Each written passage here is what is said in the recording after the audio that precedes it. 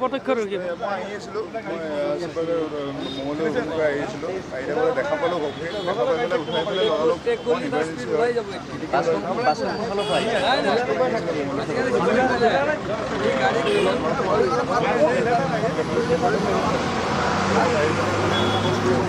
ডাম্পাৰৰ আগত মাৰিলে আৰু কাৰ ভুল বুলি ভাবা? আগ্ৰহণৰে স্পীড আছে আৰু আগুৱাই আহিলোঁ আজিকালি আপোনালোকে জানে ৰাইজে জানে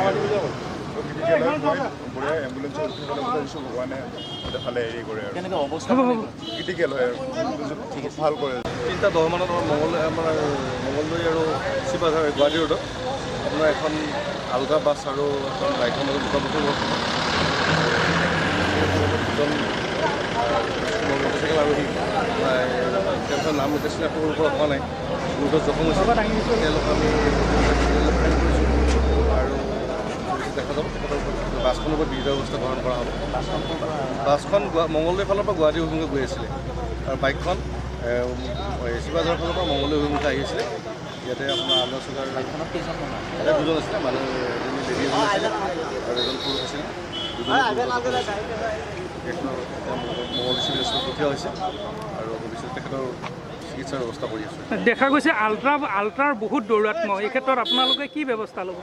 এতিয়া তেওঁলোকৰ স্পীড লিমিট বান্ধি দিয়া আছে। এই ক্ষেত্ৰত আমাৰ এনফৰ্চমেণ্ট ডিপাৰ্টমেণ্টে তেওঁলোকৰ যিটো স্পীড লিমিট আছে তেওঁলোকৰ এখন গাড়ী আছে ৰেগুলেশ্যন আছে তেওঁলোক তাতে চেক কৰি পেলাই তেওঁলোক ফাইনৰ ব্যৱস্থা কৰি আছে এতিয়া আৰু এই হাইৱেত 70 স্পীডৰ ওপৰত চলাব নোৱাৰে 70 স্পীডৰ ওপৰত থাকিলে তেওঁলোক ফাইন কাটে। সেই ব্যৱস্থাটো চলি আছে আৰু কম দিনৰ ভিতৰত এইটো কণ্ট্ৰল হৈ যাব।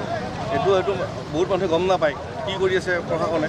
আপোনাৰ আমাৰ এনফৰ্চমেণ্ট ডিপাৰ্টমেণ্টৰ ফালৰ পৰা আপোনাৰ এই যিটো আপোনাৰ স্পীড লিমিট চাবৰ কাৰণে গাড়ীখনে অহৰহ চেষ্টা চলাই আছে এইটো কণ্ট্ৰল কৰিবৰ কাৰণে লাগি আছে আৰু কম দিনৰ ভিতৰতে এইটো কণ্ট্ৰল হৈ যাব।